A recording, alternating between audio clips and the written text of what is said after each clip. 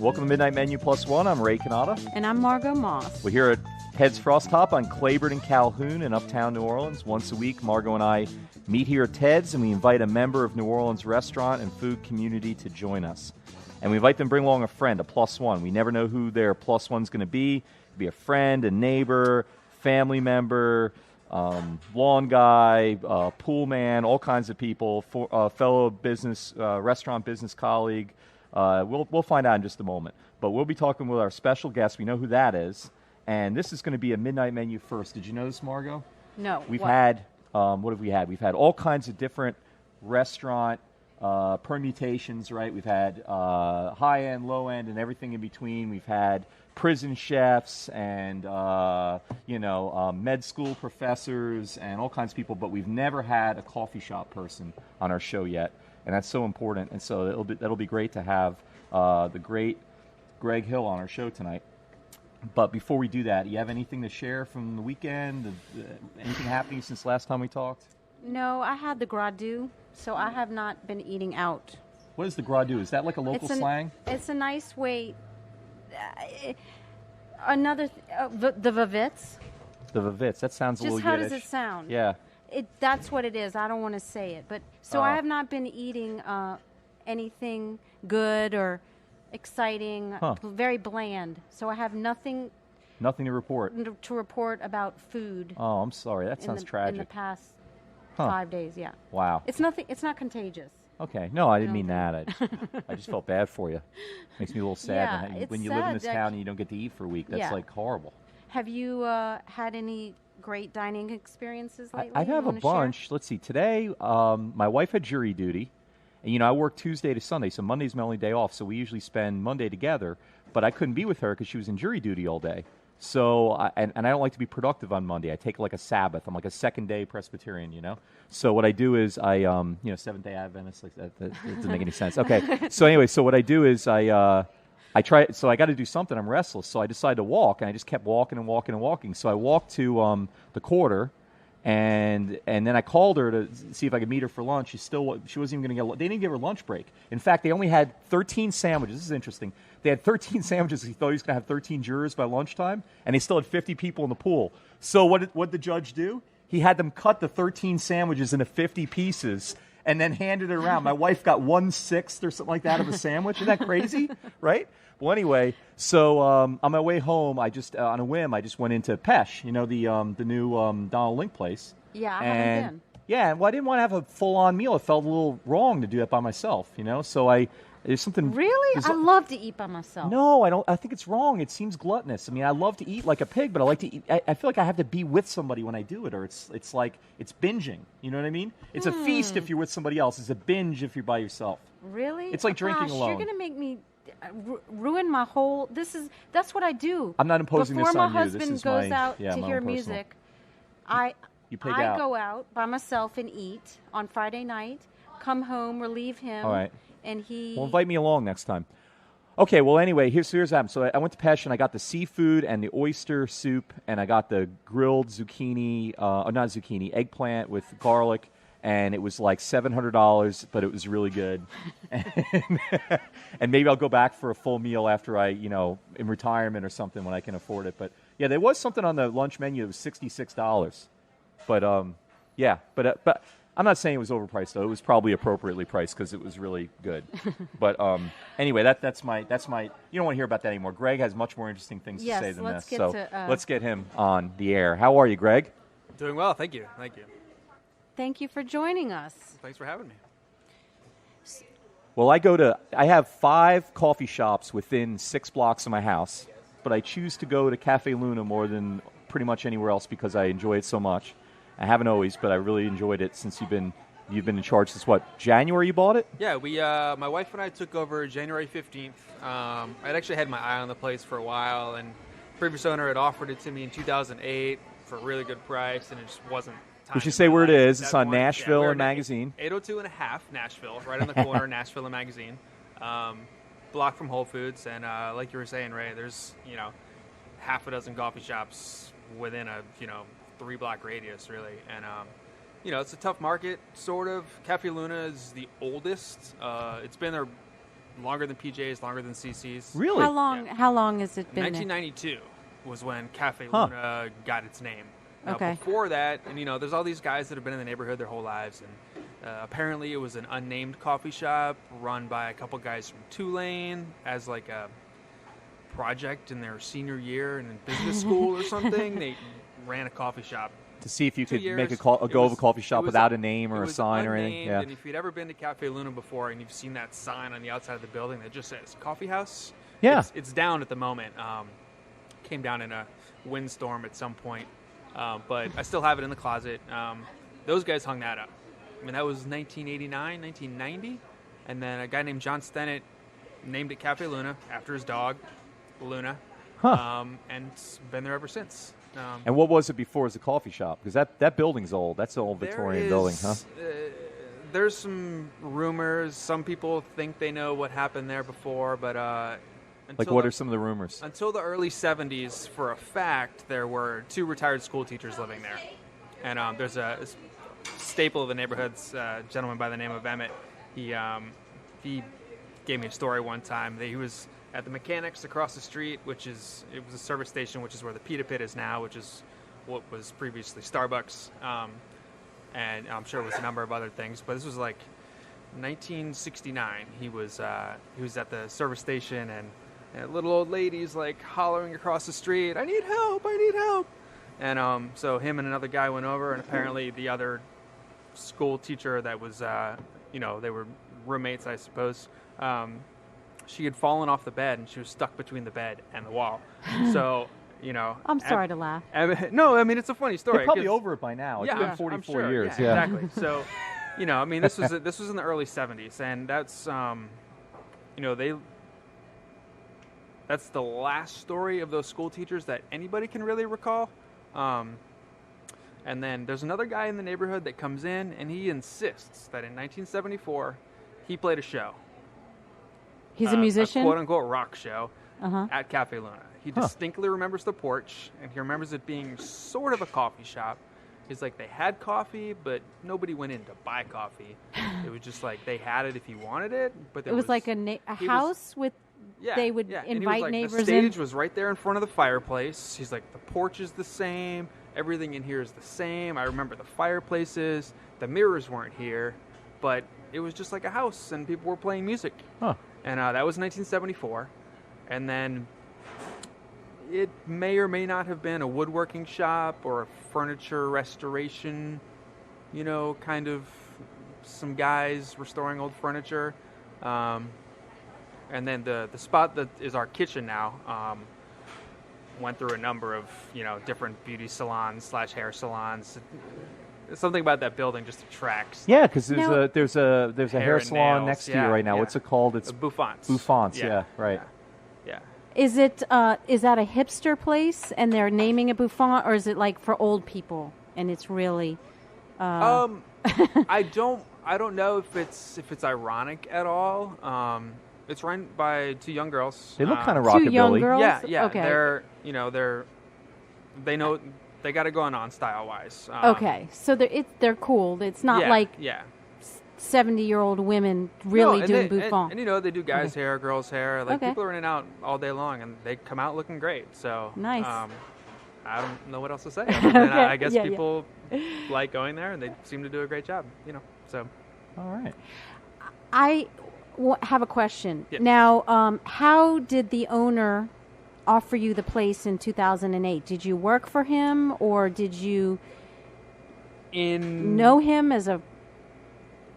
Well, he was a I guess a customer of mine, client of mine. I was doing repairing espresso machines. So okay. I've basically been to every coffee shop in Louisiana and Mississippi to fix their broken equipment. Huh. Some places more than others. Some people know how to take care of their stuff, some don't. But yeah, I went in there one time, and I guess he was just in a mood, and was like, I'm sick of running a coffee shop. I mean, if you run your own business, I'm sure you have moments where aren't sure It's that stressful. you want to do it much longer. Yeah. So yeah, He and I put was- the bug in your ear in 2008. He said it then, like he yeah. made it. He's like, I'll give you a good deal on this place. He's like, and I was like, I'll let you know. And then 5 years later, 4.5 years later, 4 years later, I called him up. I was like, hey, you still want to sell? And he's like, oh, I just sold it last week. I'm signing the papers tomorrow. And I was like, okay, well, good luck. Good talking to you. And that was between Christmas and New Year's, and just this past December. So he called me back like the 4th of January. He was like, hey, that deal fell through. You still interested? I was like, well, yeah. Let me talk to my wife and see what kind of money we can get together. It was 15th. We were signing papers. So Wow. Wait, he calls in the 4th, by the 15th you own it. yeah. Wow, man. Okay, so what happened fixing espresso machines that you decided you wanted to go from that to owning a coffee shop, or was it just that location? You love that location. I feel like was always, and as with a lot of locations and a lot of coffee shops, from an insider, as a guy that's been to every coffee shop, looking at them in a slightly different way than your average customer, I suppose. There's not a lot of people that do it right and take full advantage of their location and, targeting exactly what, that specific neighborhood may need, or, a lot of people just open a shop and impose their will upon the neighborhood Okay. in a very fascist way. We're all a little fascist, so it's, but You saw the potential in this It was location I particularly? always thought it always really needs a fresh coat of paint, just little things, just brighten the place up a little bit. It always seemed to have weird curtains that didn't let the light in, just little things like that you'll notice. I get a list of grievances, Margot, I'm not going to say on the air, about the former way it was run. Yeah, and he did a fairly good job for a while. He had it since 2004. And the first couple of years, he was really into it. He was excited, him and his wife. And then I guess Katrina had a lot to do with the fact that it was everything got kind of stressful. Mm-hmm.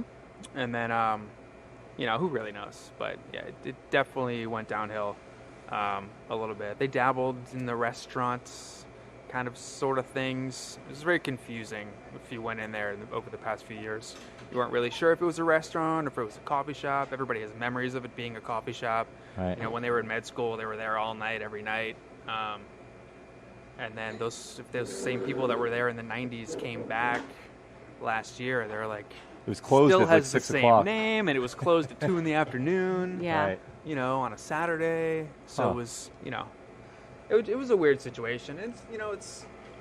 It was time for some new blood to get in there, and fortunately, I was able to pull it off. So. Right. Well, looks like your +1 is here, and Margot. Actually, Greg had this idea that instead of introducing his +1, we should first try to guess who his +1 is. We're each going to ask him questions. You want to still do that? Yeah, absolutely. So why don't we each ask him a question? We'll do 5. Before he tells us Before he tells anything us. about it. Yeah. Okay. See if we can get it. We each get a couple. Why don't we just Okay, do you one go and one first. and one? You Oh, go okay. first. All right. Are you in the food business? No, just a big consumer. Okay. I haven't played this game before. Let me don't think know. of a good question that I don't know. Gosh, I'm nervous. Are you in a field that you have to talk to people face to face? Yes, All right. but that's Yeah. pretty much any field. Well, I guess not. No, not- like if you do something with computers, Yeah, you that's don't true. talk That's to true. people face That's to face. I don't know. I was trying to get at sales or Wait, okay. Let's see. So It's in New I Orleans. mean, that's not a very good question, okay? That was just came off the top. I know we should have rehearsed this before. This is actually a really good concept. I wish I had mentioned this to you.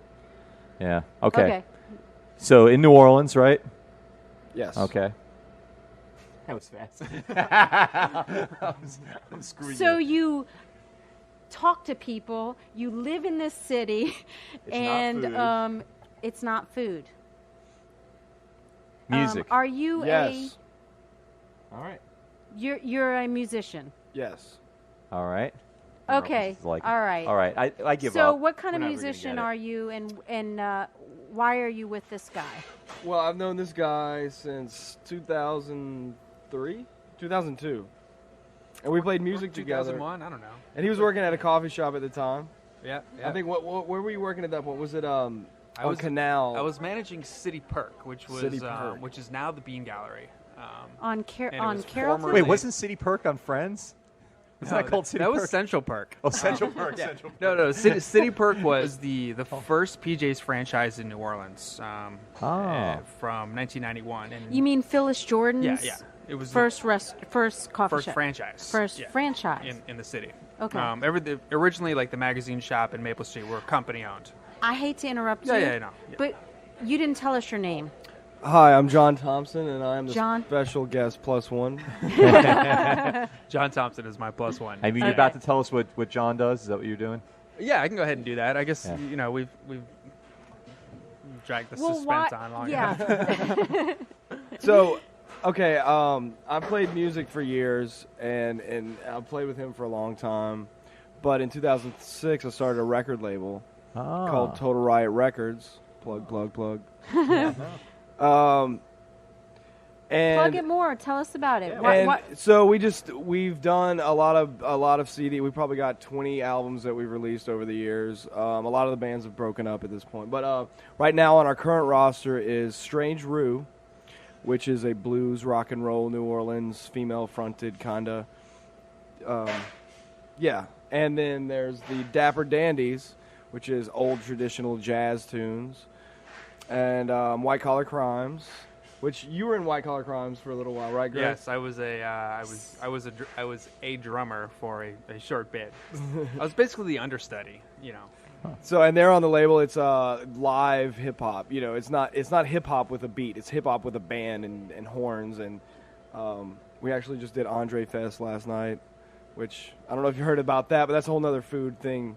Yeah, all that's together. somebody But, you should talk to Dan Stein about. Steins. Oh. Anyway, yeah. Well, So we've got those guys on the label, and we've put out a lot of CDs. I ran a recording studio for about 4 years called Rhodes Recording Studio, which is now defunct, but I'm just running the label now and mixing a little bit out of my house and stuff like that.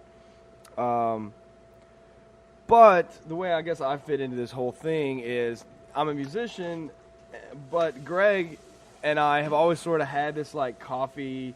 Well, he's always had the coffee. He's just always given me coffee. And I've just like always been interested in his coffee. When you were a starving musician, Right. too, he would. So he worked at City Perk first, and I would be like, "Hey, give me some free coffee, man! Don't give me coffee." Yeah, of course. And then after that, I guess it was Coffee Roasters, where Yeah. he learned to be a bean connoisseur. So that's what I'm telling. Like this guy, you go to his coffee shop, and you know he's gonna have, at least I hope, because as much as he knows about it, he should have some quality beans there because he roasted beans and he fixed espresso machines for what 5-6 years. Yeah, from 2003 until 2008 or 9, So- and then off and on, I did some freelance for them after I officially left the company. I did a lot of service work. He's on the done side everything for with them. coffee except like grow it. I think. Yeah, have you thought about growing it? Can you I grow have. it in Louisiana? No, you can't. Coffee grows. Well, coffee produces better between the tropics. So we're outside of your typical coffee growing region. You won't get a lot of fruit. You just won't get a lot of yield, and we don't really have the altitude here. Right. Better coffee grows high altitudes. Okay. You know, above sea level at Yeah, least. we're pretty low. Yeah, Yeah. yeah, a little bit. Monkey Hill. You could grow it on Monkey Hill. And then actually, you know what? I read the most expensive. Is this true? The most expensive coffee in the world is the kind of bean that they feed to elephants. The elephants eat it, crap it out. They pick it out of the elephant's poo, and then they wash it off and grind it. So we got the elephants. We got the elephants in the zoo, and that's the highest point in New Orleans. So that could be, and it's pretty hot there. Yeah. I'd be getting conversation with you. I'd like a cut for it if it works out. The best coffee grows where your climate is pretty consistent throughout the year, which you need like that moderate altitude near the equator, because you're not going to really ever get a winter. You're going to get a fair amount of rain and a good amount of heat, but at the higher altitude, it's not going to be as hot. Okay. So, ideal growing conditions, and then the volcanic areas tend to help with the soil tends to produce better coffee, which is why Hawaiian coffee has got some flavor that is very desirable. Same with Jamaican; they got their little volcano there, I guess. And so, Greg, list all the different ways that you've been involved with coffee professionally. So you said you fixed espresso machines for a living. You ran a coffee shop. You've owned a coffee shop. What else have you done with coffee? You worked for a roasting? Yes, for Orleans Coffee Exchange. They were originally in the French Quarter on Orleans Avenue, and then they closed their retail shop and went to just a wholesale roaster. And I apprenticed for 6 months, and then I roasted for a year after that. In the heat, in the middle of the summer. It's a fun job. So what do you do? Like, what does that look like? Roasting coffee? Yeah. It's loud. Like you're feeding beans into a machine? Like, what does that mean? Yeah. Okay. Unroasted coffee, which is, it's the seed of a coffee cherry. Coffee's not really a bean. We just call them beans because they look like beans. I really don't know why people don't call them seeds, because that's really what they are. But it's a seed of a cherry that grows on the coffee plant. Anyway, they're processed several different ways at origin, typically, which is where they're grown, and then they're bagged and brokered by companies and individuals, and shipped to wholesalers or roasters, and then they're roasted, bagged, and shipped to retail shops. So they're roasted in the French Quarter where you worked? Is that what it was? They were originally roasting there, and then they moved the facility to Julia Street, and then they finally got a facility on Rendon, which they had until Katrina. Can't really do much with 7 feet of water. And then they bought out who was probably their largest competitor in town at the time, which was New Orleans Coffee Works, which was I guess a spin-off of Covington Coffee Works, which is a part of the same ownership group that Cafe Rainey was involved with. Huh. It's part of that whole family of businesses. So they were bought out by Orleans Coffee Exchange in 2006. Or in 2005, and then when they began the purchase process and moved into the facility. 8 years in, wholesaling, I got to see a lot. Not to mention, his boss was our drummer. Yes. Okay. I thought you were a drummer. Yes. Well, you were an apprentice drummer? You know how it is in this town. Everybody's a drummer? I was the understudy drummer for White Collar Crimes, which meant when they needed a drummer for the show, I knew the set. I could show up and play. And I like to hang out with the Donald Trumpettes. They're pretty fun. Donald Trumpettes. So wait, what instrument did you play? That's did the you tell all-female us? And I horn didn't. section. Guitar mainly, but okay. Like Greg was saying, we all can play multiple instruments if so necessary. y'all had similar paths though, because you started out in music, and then you owned a business. Like you own a business, right? So you went into business. You learned you followed a similar path with coffee. You worked in it, and then you decided to have your own business. Do y'all, your conversations today are probably a little different than band days, but does owning businesses change the joy for either of y'all? Or enhance it, or more stress, or? I would say just, I not really owning the business probably doesn't it makes me enjoy it more, but I don't really like music anymore. Like the way I used to when it was new and fun and mysterious, and how do they do that, and how does it sound so good? And then It's like a magician the magician isn't like mesmerized by his tricks. He's like, yeah. So you see how the sausage is made. Right. Yeah, so you don't like it Right. anymore. Yeah. Real. So wait. So I mean, so I like it. I like it, but it's being like a music producer, I guess you call yourself, or what do we call? Yeah, basically has ruined you to music, kind of. I wouldn't say ruined it, but just sort of. That's horrible. That's a tragedy. How old are you? You're like 30. Yeah. So for the next 40 years, you're just not going to enjoy music the way you used to. No, I mean it's been that way for 10 years probably. So for like 50 years of your life, you're not going to enjoy music. Do you Well, play anymore? I'm Do gonna you play enjoy anymore? it. Yeah. I'm still gonna enjoy it, but there's This is the saddest guest we've ever had. I think I know when you begin to have to worry about episode, the I whole would remember business side of everything, it doesn't leave much room for all the fun stuff, it was originally just all fun stuff, and it's like, oh, now Are you going to tell us you hate coffee now too? No, I love coffee. Oh, good, Trust good, me. okay. Yeah. But I But mean, he's been doing it less than a year. No, but he's he's been doing it 10 years. No, but he's been doing it We're since going to have you back in 10 1997 years. or something, right? But Yeah, owning yeah. a business, that was my question. Oh, the owning is what a ruined business. it. So if you still were just playing Not- and not not- owning, No, you'd no, be no, good. not no. owning. It's not Maybe- necessarily owning that ruined it for me. It's just being exposed to it so much. You get desensitized to music. Huh. The magic sort of starts to fade.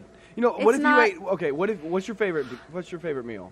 What's your favorite? I don't know. I can't answer that. What's one that you at least Oysters, love? I don't know. Oysters, Okay, yeah. you love oysters. What if Yeah. you had to have oysters for every meal? Yeah, oysters could gross you out eventually. Yeah. You know what would happen? It would be one bad oyster would do it for me eventually. Yeah. If I ever have a really, really bad oyster, There's it may a ruin- lot of bad bands out Yeah, there. yeah. Wow. And people don't just yeah, but like I've heard say bad bands before. It you didn't can't make just me like throw go, them in the okay, trash. now I hate Yeah, music. but you don't have to deal with them every day. I mean, yeah, like do you feel the same passion going into work today? I mean, I'm not saying it's the same thing, but Yeah, maybe. aren't there some things that were so exciting Yeah, when you that's were true. young? That's true. Yeah. You don't even know what to call me. Yeah, I don't You've know. known me for a What would long you? time. Yeah. If you're not a rabbi, what do I know? Yeah. And I don't, Yeah, right. Okay, I could see that. Yeah, I could see. what is it called when you first I'm a start? minister. Yeah. When you first start out, though, weren't you like Seminarian or something? What do you want to? I don't know. What are you getting at? nothing? Like, weren't you like super excited? And now maybe you have days where you're a little bitter, and it's not so much fun to hear everybody's Yeah. problem. Or Okay, I get it. I don't know. Yeah, but I wouldn't say like it's ruined me to church or whatever like that. Like this poor guy's been He's ruined not- to music. No, you're Well- saying that. He wasn't well, saying to keep that. it interesting, it's kind of like you get bored with the same old thing, you know, and then you want to move on to something new, or you want to, you know, let's say like the first time I heard of Chuck Berry when I was 10, I was like, whoa, what is that guy doing? And now it's like, don't, you know, everybody wants to play Chuck Berry or a guitar solo or the blues or rock and roll or whatever. So Right. yeah, blah blah blah. What else? What can I do? How do I record this? How do I make some new kind of music? How do I, Okay. you know, like what's new? But you know, I'm bored in the bedroom, and I want let's pull out some new Oh, toys. we're gonna. Ooh, interesting. Nice analogy. I don't know if this is that kind of. This is. It is. So this- Bring it on. Come so- on. so Let's this is- make Ray sweat. Yeah. Well. Okay. So this Turn red. this is why musicians all do a lot of drugs, right? Because you gotta be able to keep it interesting. Maybe so. Well, Yeah. I have theories on that, but you know. Well, let's hear 'em. What? In my experience, and a lot of people I know, I always got such a rush from playing, and you really like that high will never go away unless you have to balance it out with something else. It's usually a lot of alcohol. Being on stage is an adrenaline rush if you're really enjoying what you're doing, and you know, I mean, people like the energy. It's crazy, and that doesn't just fade away quickly when the show's over. You're going to be up all night regardless of whatever drugs you do. And eventually, I guess that rush will wear off. But you're a rock star, so you have to stay up all night. So then what happens? Then you start turning to things that are going to help you keep that lifestyle going that you can't, that you can no longer get naturally. So I mean, I've seen that happen with a lot of friends of mine that originally was just like, yeah, let's go play a show.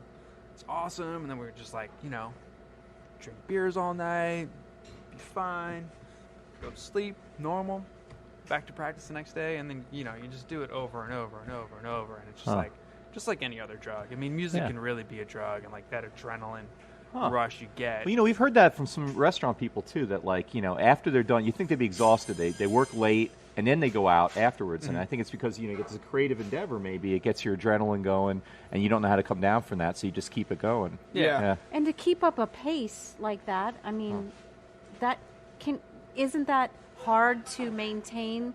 Let's say you're playing gigs several nights a week. I mean, that or staying up late working in a restaurant. Right.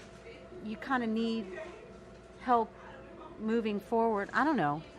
Yeah. Eventually. And you got a lot of these guys working in kitchens. They're working like 16, 18, 20-hour shifts. Right. Same thing if you're in a band. Like you're going to meet the band in the afternoon, like 12, 1 o'clock. You maybe run through some stuff. Then you're going to go have some food. You're going to go back. You're going to load up. You're going to, go to the venue, drop your stuff off. You're going to hang out. You may do a sound check. And that's like, before you even play a show, you've been, working. I just did air quotes. Working for 6 or 8 hours before you're even on stage. If you're pro. I've been in some bands where we're just like, winging it. Where we show up and it's like, I forgot my guitar, dude. Anybody got a guitar I can borrow? I think that was the band that I was in. Maybe, yeah. Now why don't you haven't had music at Luna yet, have you, since you've opened? Have you thought about it? You must have thought about it. We have had some music. Oh, okay. It's just not something that zoning allows. They just get you in trouble. We don't have a permit. I'll just say that. Oh. But we have an artist of the month that every month we get fresh art on the walls. So for 2 openings, and whoever the artist is, like we don't, if you have some stuff, you need a venue, we'll take your art, as long as it's not like crazy or weird, too weird. It's art, so it can be weird, but I've got somebody for you, by the way. It is a family establishment, so we do have a back room and walls that are higher up. So if you have stuff that's like that, that's fine. But you have an opening, and 2 artists have had some friends that have come in and played. Dana Abbott played for March. Tamar Khan's opening. It was like March 7th or something. Dana Abbott from Dana Abbott Band, so she played a little acoustic set. That was fun. And then another artist had a friend of his come by and play some music, and it was cool. There's an apartment upstairs, and I just let them know, and it's, not like we're having any amplification, and it's, we're open for business during that time. And yeah, so you're not their landlord, the people upstairs, right? No. Yeah, that's not a conflict, though. No, they're cool. They're really cool. They're used to it. Neighbors are cool. Yeah, that's great. So we get each other's mail all the time. I just think it's kind of neat that you're okay. So you've been to every coffee shop basically in the city, right? Mm-hmm. You know all the just every neighborhood and all the rest of that. I got and some then dirt. you have an eye though for this spot on Nashville and Magazine when it's sandwiched between. You have Velvet 2 blocks over from you. And then you have PJ's and CC's about 3 blocks over from you, 4 blocks over here. Laurel Street Bakery is only about 5 or 6 blocks from you. Yeah. And who else do you have? You have, of course, you got a coffee shop in Whole Foods right there, a block or 2 from you. Mm-hmm. You have but yet you're not afraid to go into business yourself, take all that risk, and do all that right in the middle of everything. Why is that? What is it about that spot that made you say this is something that's doable even with all the competition? I'm probably a little nuts. You have to be, though. Most guys would say, oh, that's crazy. There's too much competition. That place doesn't have enough business. What are you going to do to, compete? What are you going to do to compete with CC's? Right. I don't want to compete with CC's. Right, you're totally different. I don't want to compete with Velvet. Right. I don't want to compete with Odalise. All those guys, they have their thing. They have, they're reaching their target. Now, Laurel Street, on the other hand, because we're baking everything in-house at Luna. Right. They're the only other person. Velvet does some baking, some light baking. They do some scones, and they have some Pop-Tarts. Good Pop-Tarts that they make in house. Dee's bakes their own stuff. Yeah, they're all the way in the CBD. That's they're yeah, so, that's not really so competition. Far away. Okay, far away. But here's the thing: there are enough places that are doing that, and doing it well enough that people are starting to recognize that there is a difference between the mass-produced croissants that everybody gets delivered every single morning to every other coffee shop in town, and the guys that do all their own stuff. You can walk in and look at a pastry case in any shop and tell where they got their croissants, because most of them look exactly the same. Like, 90% of the coffee shops in this town have identical almond croissants. They have the same blueberry muffins. They have the same cranberry orange scones. And it's fine. They sell. People like them, but there aren't really enough options. So people are like, well, I'm going to get coffee, and I guess I'll have a muffin. It's like, it's some weird business model. And baking muffins isn't hard. Doing it from scratch is like a little ambitious if you're a coffee shop and don't have a kitchen big enough. We're pretty fortunate that we do have a big enough kitchen to do all of that. I go through 100 pounds of flour every 2 weeks. It's crazy. Tons of 100 pounds of flour every 2 weeks. Yeah. That's not blueberry muffin mix. That's flour. Oh yeah, that's flour. I mean, we use for our handmade croissants, 100% handmade. Hand kneaded, no like mixer with a, everything by hand. So we have 4 different kinds of flour that we make all our different pastries with, all fresh fruit. If it's out of season, we're gonna do our best to not have it. Wait, so when I get the strawberry like croissant at your place or whatever? Yeah, you're not gonna have strawberry anything in September. Yeah, okay. Or in August. I was saying you actually like crush fruit, huh? Oh yeah. It's not like jelly or whatever. No, that's like no. That's amazing. Wow. If it's something jelly-like right now we're doing a blackberry mascarpone croissant. That's actually fresh blackberries that sounds divine. We puree, so there's still some seeds in there, which aren't really desirable if you talk to some higher ups in the culinary world. If you have seeds in your fruit, you're not doing it right. It's not polished or refined. But we like a little bit of rusticness, if that's a word. And Texture, are you yeah. baking Rusticity. yourself, or you? Yeah. Well, I go in there sometimes. I'm talking to him. He disappears, and there's no croissants, and I'm kind of relieved because I eat too much, right? So I'm kind of relieved there's no, because I can't say no to those croissants. And then he comes back out with, a few minutes later. I'm talking to him, and I look down, and there's like 30 croissants. I'm like, oh crap, I'm gonna eat 10 of those. So is that something else? Are you self-taught, or did you? Yeah, apparently I'm a professional baker now, which wasn't really my intention. That started in January. Well, no, my wife, who's also my business partner, she's 32 weeks pregnant at the moment. So wow. we're having our second kid in July. She was doing the baking, and it was kind of something that just sort of happened. We just started baking our own stuff. It's basically one day a pastry order didn't get called in, so we weren't going to get our delivery. So we were like kind of scrambling. It was like, oh, let's just make some muffins. So we made some muffins, and they were really good. And then, just took off from there. And then we got really ambitious and decided to do our own croissants, which is, if you do it right, it's a 2-day process. Is that more cost effective for you too? I mean, than getting them from the supplier? Well, since I don't really pay myself, but I'm not paying somebody by the hour to do it.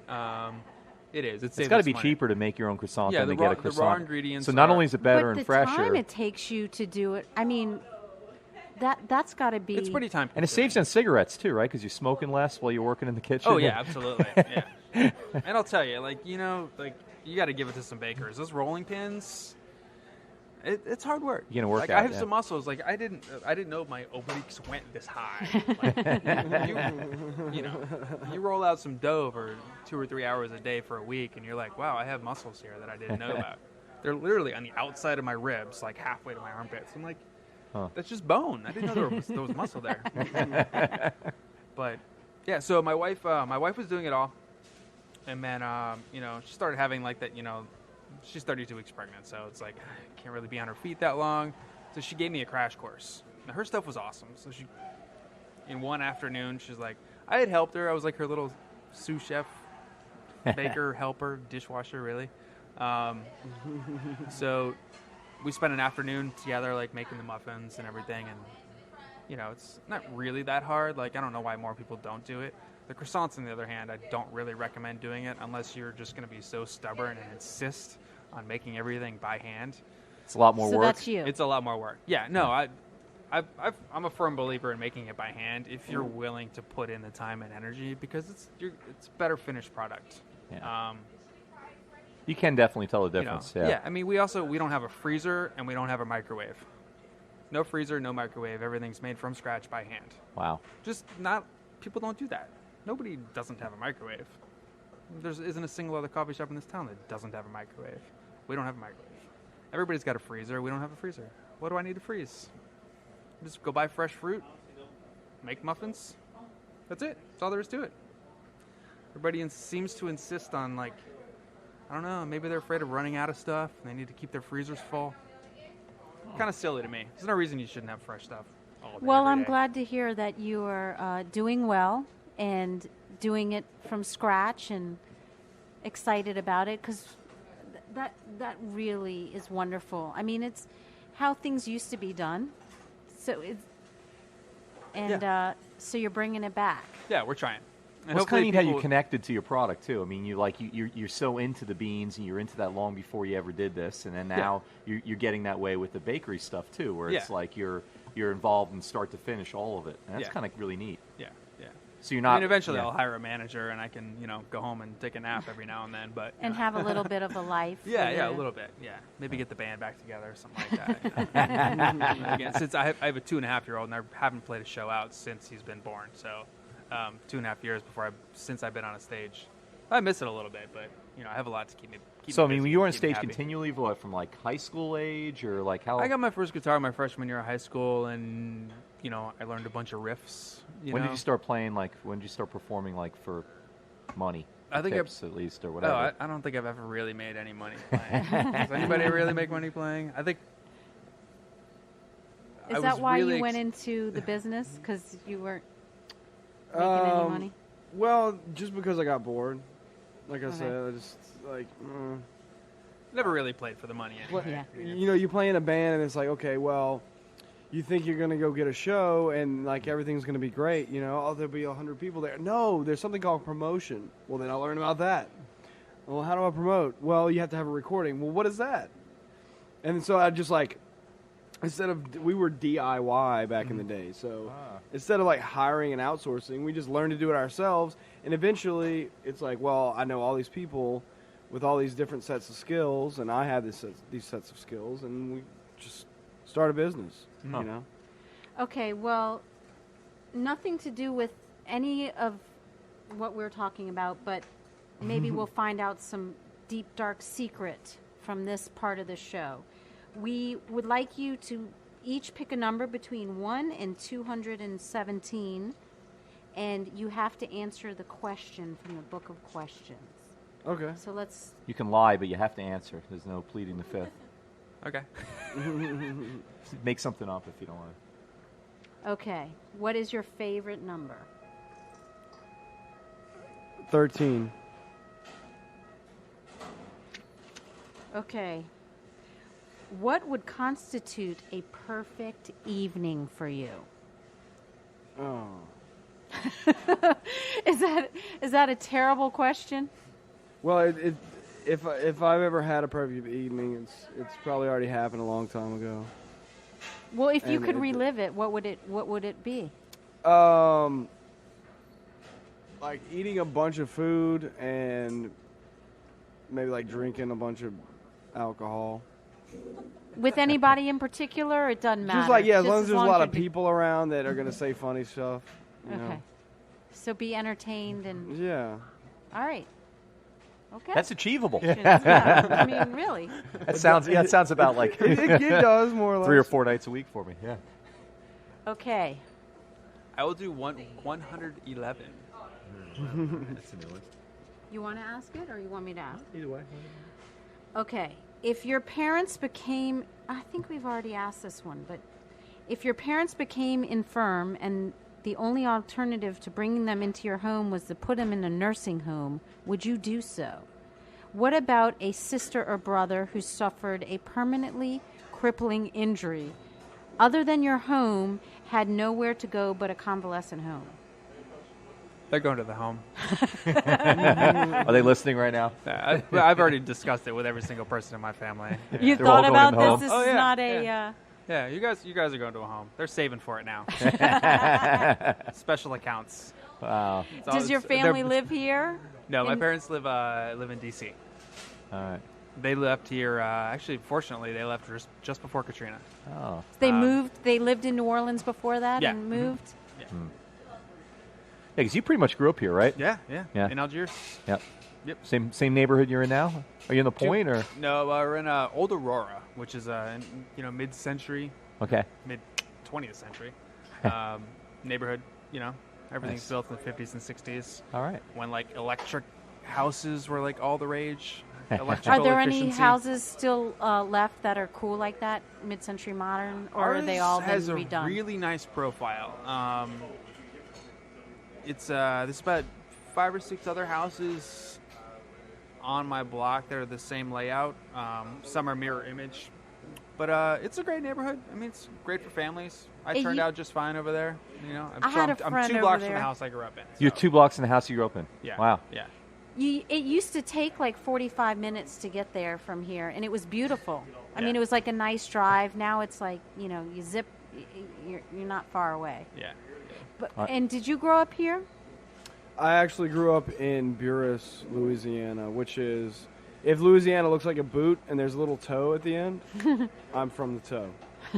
The Calabria of Louisiana. What is that? Calabria is the toe at the end of the Italian boot. Whenever else thinks of Okay. a boot, geographically, they think of Italy, except here. And here it's like that sock. That's yeah. That sounded dirty. Calabria, no? Yeah. Calabria It did sounds sound dirty? Yeah. It sounds like a venereal disease or something. Yeah, it does. Or like a body part. Or No, it's a very nice part of Italy where people Oh, make good it's pasta. a place in Italy. I thought Yeah. it's a part of the toe. It's the toe on the Oh, boot toe in of Italy. I thought you meant of the foot, like you were making a reference to Oh, like feet, right. like your phalanges like, or something. Yes, Yes, yeah, yeah, like yeah. Okay. I should metatarsal clarify. or Yeah, sorry. I'm not big on my Italian geography. so Yeah, I we guess, just yeah. call it's just down the road.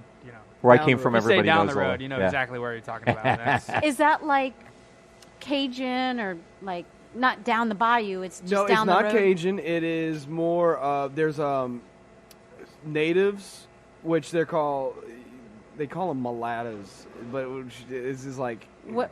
Supposed to be Okay. like mulatto. a yat pronunciation of mulatto. Ah. But technically, if you look in the dictionary, mulatto is half black and half white. Right. These people are like natives mixed with like French and Spanish. So there's like that kind of culture mixed with like, just European immigrants, like German, French, Spanish, Irish, Creole Yat culture. Not a lot of like the Acadian French. I mean, I think that's all like Lafayette and Western. Yeah. A lot of seafood, shrimp, oysters, crabs. Good What's stuff. the music? What influenced you musically when you were growing up? I mean, well, you're young.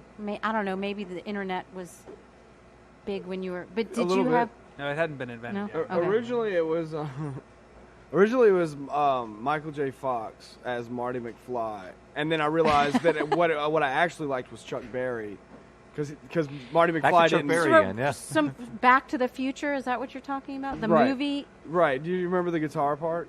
Yeah. And I thought that song was written about me because my name's John.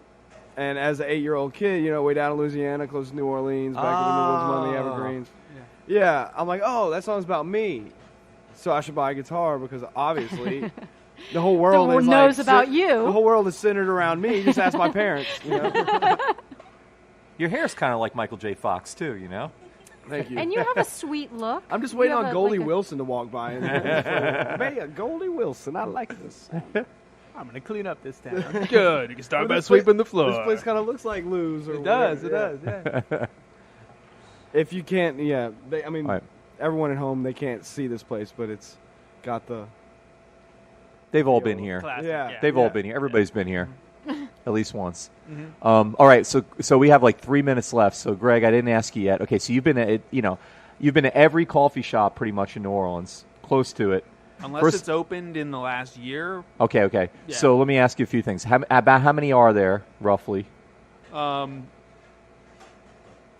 I would say between 500 and 600 if you count all of Louisiana. 500 and 600, and you've been Louisiana and Mississippi. and you think Yeah. the whole state of Louisiana, Mississippi, And not just New Mississippi, Orleans. yeah. And then New Orleans has more than half of those. Wow. Yeah. I I want to mean, know. there's like 20 or 30 in Jackson, and then every little college has like 5 coffee shops. But New Orleans probably has 250, you think? Oh, at least. Okay, Maybe I have 300. two speed questions because Yeah, we there you have. go. Was the coffee shop invented in New Orleans, and what do you think of chicory? No, the coffee shop was invented. It's actually Lloyd's of London was the original coffee shop. That was, well, maybe not the original coffee shop, but the first modern day. You used to go and drink coffee like in Turkey and Right. Egypt and all that. They had all that going on for a very long time. Lloyd's of London started as a coffee shop. So it was really like a European thing, British thing. It was really refined as like a place to go and like purchase something of, whatever, and hang out and, discuss things, life and business and, insurance, apparently. But the original coffee shop, I believe, was in one of the oldest that's still in operation is in Vienna, I believe, Austria. Right. You can still go there today. But I mean, there were remember what it's coffee called. shops in New Orleans long before the rest of the country had a lot of coffee shops. Yeah, coffee came. This is a big port, Right. like New Orleans and San Francisco. Everything from Indonesia and India all comes in San Francisco. Everything from Africa, South America comes in New Orleans. Okay, you have a favorite coffee shop besides Luna? How about just for the coffee? Just for Forget about coffee? the atmosphere, because we know coffee shops are about atmosphere as much as the coffee. But how about just for the coffee? Ouch. That's a good one. I'll probably have to say Zatz. Really? Okay, I like Zotz a lot. Yeah. Okay, and then how about for like the whole package, like for the coffee including the atmosphere?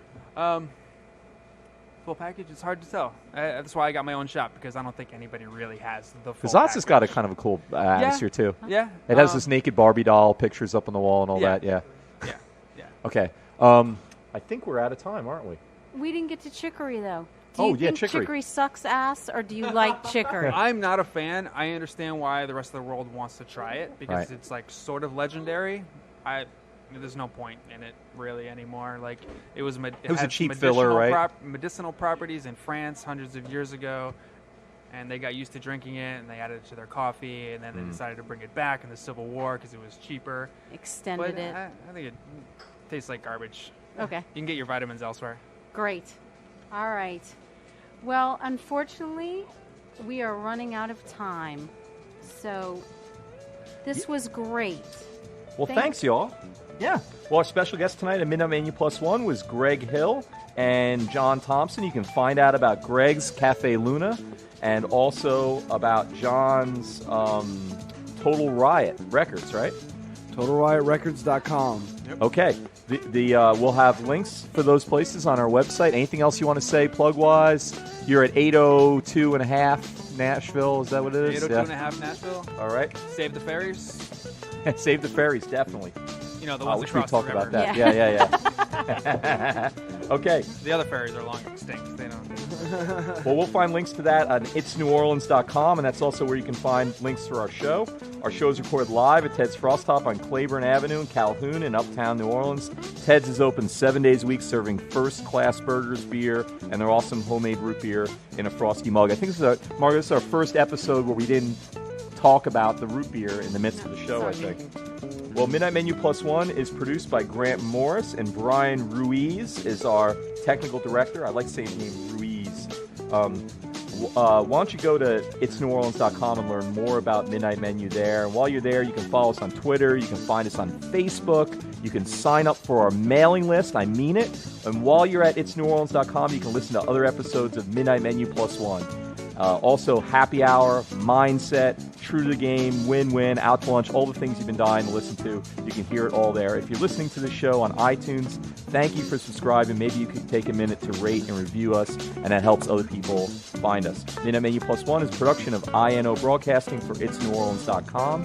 Until we meet again here at Ted's Frost Top, I'm Ray Canada. And I'm Margot Moss. Good night.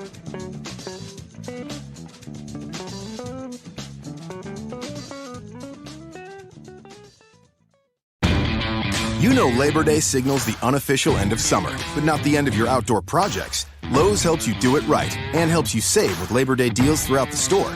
Shop now and get 2 bags of Stay Green Potty Mix for $12. And keep your lawn looking neat and trim with a Craftsman 2-cycle 17-inch gas string trimmer, now $20 off at just $119. Whatever's still on your to-do list this Labor Day, do it right for less. Start with Lowe's. Offers valid through 8/28. Soil offer excludes Alaska and Hawaii, U.S. only.